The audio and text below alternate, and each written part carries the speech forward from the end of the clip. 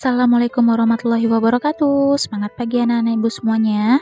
Kembali lagi pastinya dengan Ibu Bella, yang mana pada lanjutan materi termokimia kelas 11 semester 1. Materi selanjutnya apa ya kira-kira, ada yang tahu? Kalau materi sebelumnya kita telah membahas sistem, lingkungan, reaksi eksoterm, endoterm, dan juga persamaan reaksi, ada pembentukan standar, pembakaran, netralisir, dan lain sebagainya. Pada materi ini kita akan membahas penentuan delta H reaksi, yang mana itu dapat terbagi dua, ada secara empirik dan ada secara semi-empirik. Pada secara empirik, itu menggunakan pengukuran kalor dan juga pengukuran tetapan kalorimeter. Ini menggunakan alat. Sedangkan semi-empirik yaitu adalah perubahan entalpi standar atau delta H dan juga penggunaan hukum Hess. Ini menurut non-spontan berarti ya kan. Dan juga adanya delta entalpi pembentukan dan data energi ikatan. Kita masuk yang pertama, yaitu pembentukan delta H reaksi secara empirik, yaitu pengukuran kalor atau Q. Kapasitas kalor adalah banyaknya energi kalor yang dibutuhkan untuk meningkatkan suhu zat 1 derajat Celcius. Di sini ada kapasitas kalor spesifik atau kalor jenis, yaitu banyaknya energi kalor yang dibutuhkan untuk meningkatkan suhu 1 gram zat sebesar 1 derajat Celcius. Kalor jenis molar adalah banyaknya energi kalor yang dibutuhkan untuk meningkatkan suhu 1 mol zat sebesar 1 derajat Celcius. Di sini bedanya adalah kalau kapasitas kalor itu yang pastinya, yang awalnya atau basicnya. Kalau kapasitas kalor spesifik itu kalor jenisnya, itu pada suhunya, dan molar itu lebih ke molnya. Kalor jenisnya itu suhunya dalam satuan gramnya, ya kan, meningkatkan suhu dalam masanya. Banyaknya kalor itu dirumuskan dengan massa zat dikali kalor jenis dikali perubahan suhu. Massa zat M, kalor jenis MC, C maksudnya ya. Perubahan suhu itu delta T. Kita lihat selanjutnya, yaitu pengukuran tetapan kalorimeter. Kita sudah masuk ke kalorimeter. Di dalam laboratorium, pertukaran kalor dalam proses fisika dan kimia itu diukur dengan suatu alat yang disebut dengan kalorimeter. Alat ini merupakan wadah tertutup biasanya dengan kapasitas kalor tertentu yang dirancang secara khusus untuk tujuan ini. Kalornya ini ditentukan melalui pengukuran perubahan suhu lingkungannya. Nah, pengukuran perubahan kalor ini menggunakan kalorimeter yang dinamakan kalorimetri. Caranya ya, kalau kalorimetri itu cara penentuan energi kalor reaksi dengan kalorimeternya. Kalorimeternya itu merupakan alatnya yang mana dia dalam sistem tertutup, terisolasi, sehingga semua energi yang dibutuhkan atau dibebaskan tetap berada dalam kalorimeter tersebut. Besarnya kalor yang diserap atau dilepaskan oleh kalorimetri itu dihitung dengan suatu persamaan. Ini ada rumusnya, Q sama dengan C dikali delta T. Ini heat chain C delta T. Atau totalnya itu Q total sama dengan Q air ditambah Q bom untuk kalorimeter bom. Kalorimetri itu ada terbagi dua, ada kalorimeter sederhana dan kalorimeter bom. Kalau kalorimeter sederhana itu biasanya terisolasi, ada seperti styrofoam yang membatasinya. Sedangkan kalorimeter bom itu yang seperti ini, yang udah modern. Yap. Ini gambar kalorimeter bom. Terdiri dari termometer, ini ada di dalamnya lagi batang pengaduk, ada kabel penghubung listrik, di sini ada ruang udara. Dalam ruangan udara itu tempat sampelnya. Ada air, dan apa itu kalorimeter? Yap, kita kembali lagi, kalorimeter itu ya adalah alat yang digunakan dalam perhitungan termokimia. Ini alat yang digunakan untuk mengukur jumlah panas Q dari sistem reaksi. Di sini ada sus black. Perhatikan gambar di bawah ini katanya. Di sini ada batang besi yang dipanaskan dengan suhu 75 derajat Celcius. Kemudian batang besinya menjadi panas dan batang besinya karena didiamkan panasnya akan dilepaskan atau panasnya kalornya akan dilepaskan. Kalor yang diserap sama dengan jika ada yang tahu boleh diisi di kolom komentar. Apa itu kalor yang diserap? Itu disimbolkan dengan Ki. Ki serap sama dengan Ki serap sama dengan akan menghasilkan rumus asas black. Kita lihat. Kalor yang diserap atau diterima itu berbanding lurus dengan massa larutan. Ki serap sama dengan Ki terima. Itu berbanding lurus dengan massa larutan atau M, kalor jenis larutan, dan juga perubahan suhu atau delta T yang dialami larutan ketika bereaksi, sehingga Ki dapat dirumuskan menjadi Ki sama dengan MC delta T atau dengan rumus Ki sama dengan C kali delta T kalau dia masanya tidak diketahui. Ki itu kalor, satuannya joule, M larutan, massa larutan itu gram, C kecil itu kalor jenis larutan, satuannya joule per gram derajat Celcius atau joule per gram Kelvin. C besar itu kapasitas kalor kalorimeter. Dan delta H itu perubahan suhu menggunakan Celcius atau Kelvin. Kapasitas panas kalorimeter adalah kapasitas untuk menyerap atau melepaskan energi pada tiap derajat perubahan temperatur, yang mana dia sering juga diekspresikan sebagai ekuivalen air. Alat untuk mengukur transfer energi kalor adalah kalorimeter. Energi yang mengalir antara sampel dan air dalam kalorimeter menghasilkan perubahan temperatur air yang sebanding dengan transfer energi. Di sini dapat dilihat rumusnya, Ki sampel sama dengan Ki air ditambah Ki kalorimeter. Jika dianggap bahwa perpindahan kalor hanya terjadi antara reaksi kimia dengan kalorimeter dan tidak ada kalor yang keluar ke lingkungannya, maka dapat dirumuskan sebagai tersebut. Ki reaksi ditambah Ki larutan itu hasilnya 0 jika tidak ada kalor yang keluar ya. Terus Ki reaksi sama dengan min Ki larutan. Ki larutan sama dengan min Ki reaksi. Ini perpindahan ruas. Bagaimana hubungannya delta H terhadap Ki? Delta H itu biasanya rumusnya min Ki per mol. Di sini ada positif atau negatif. Jadi tandanya itu tergantung reaksinya. Jika dia eksoterm maka nilainya negatif, sedangkan jika dia endoterm nilainya itu positif. Jadi bisa kalau dalam eksoterm delta H sama dengan min Ki per N, kalau dia endoterm delta H sama dengan Ki per N, tergantung reaksinya ya. Kalau eksoterm negatif, endoterm itu positif. Kita masuk ke contoh soal. Bila 50 ml larutan NaOH 1 molar direaksikan dengan 50 ml larutan HCl ke dalam alat kalorimeter menyebabkan kenaikan suhu dari 29 ke 35,5. Kalor jenisnya itu sama dengan air yaitu 4,1 joule gram derajat Celcius, maka tentukanlah perubahan entalpi standar reaksinya. Ini udah ada reaksinya NaOH tambah HCl menghasilkan NaCl tambah H2O. Ingat, M sama dengan massa jenis ini ya, Rho kali V. Ini kan Rho sama dengan M per V. Nah, di sini dapat kita lihat jawabannya.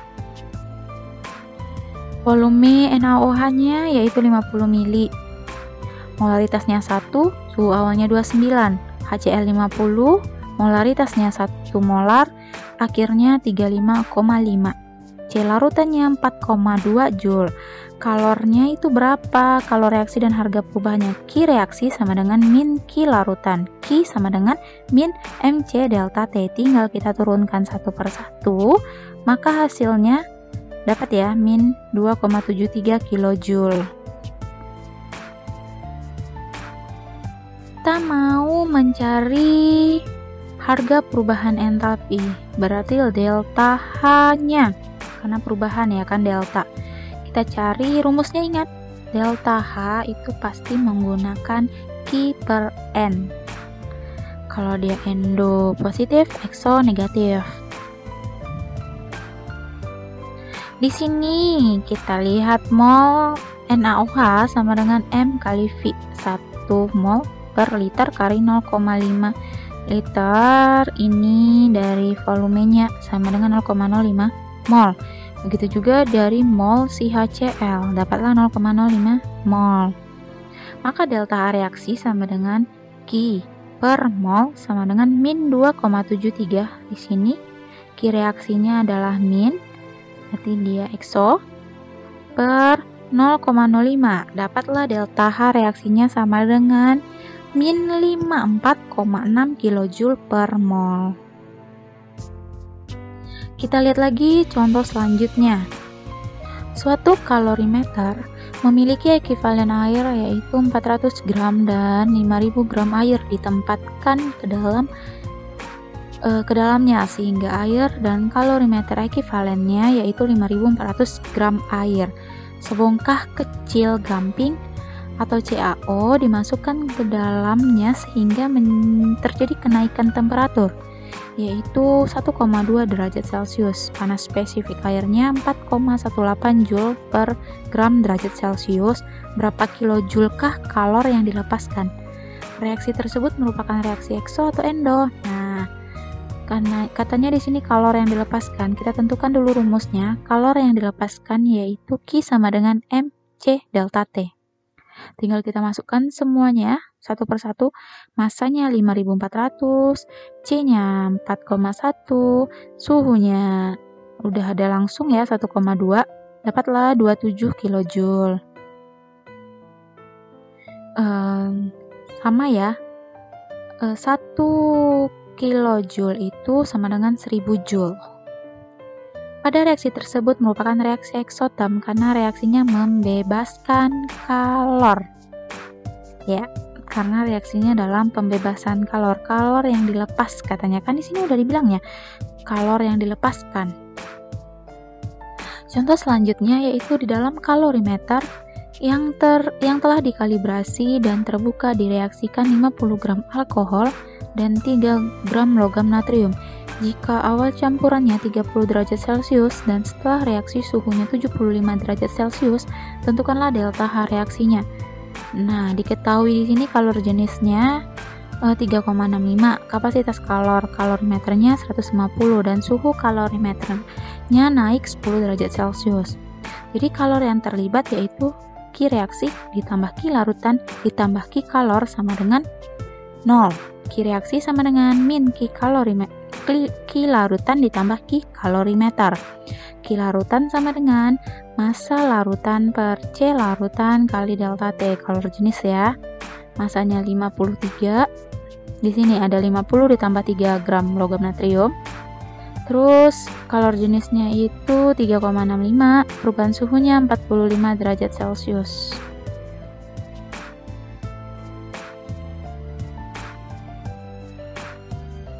Dari 30 ke 75, berapa perubahannya yaitu 45 derajat Celcius.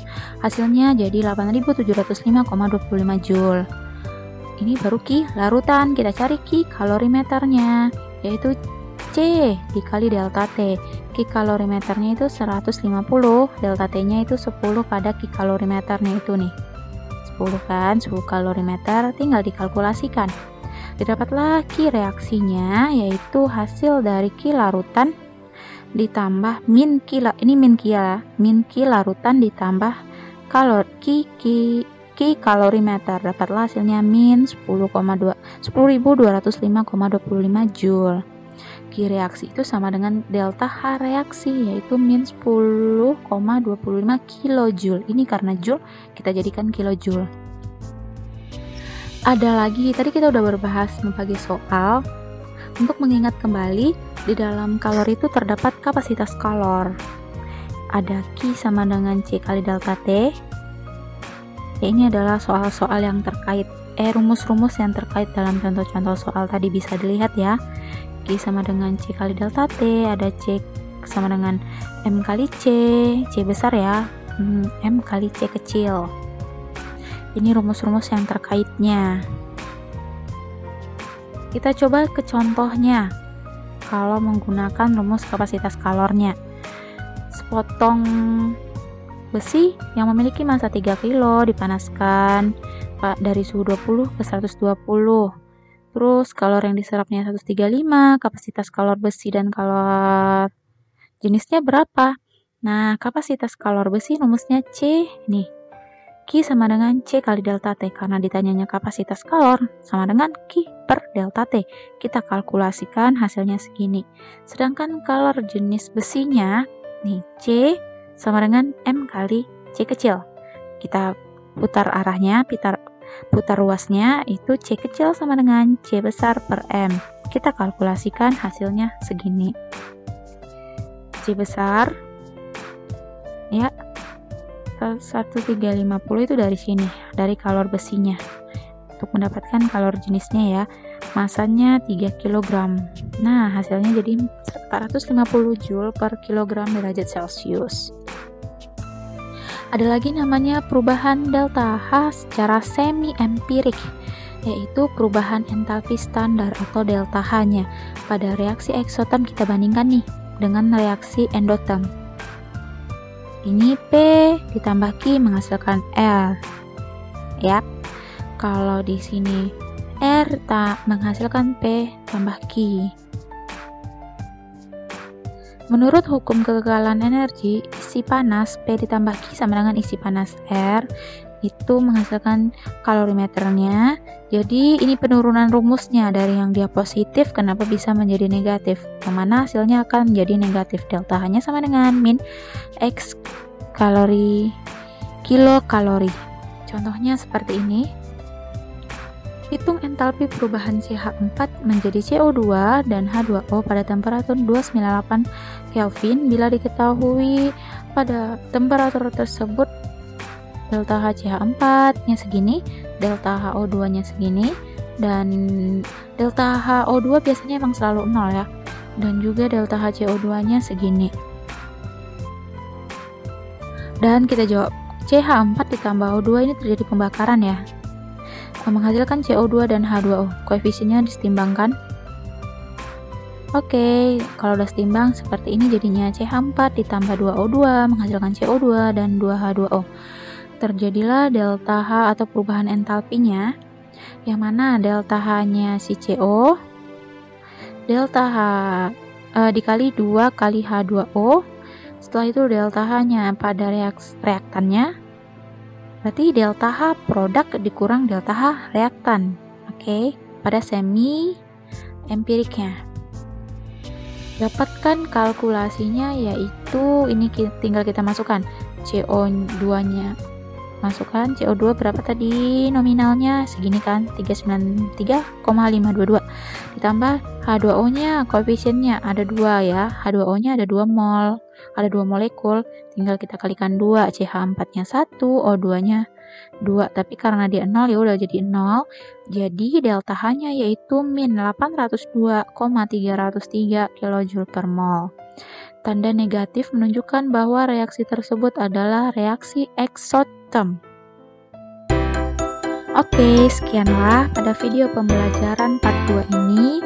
Mohon diulangi lagi. Jika ada yang kurang paham, boleh ditanyakan ke kontak person atau langsung berkomentar di kolom komentar yang telah disediakan. Ibu akhiri, wabillahi taufiq wal hidayah. Wassalamualaikum warahmatullahi wabarakatuh. Tetap semangat belajar kimianya.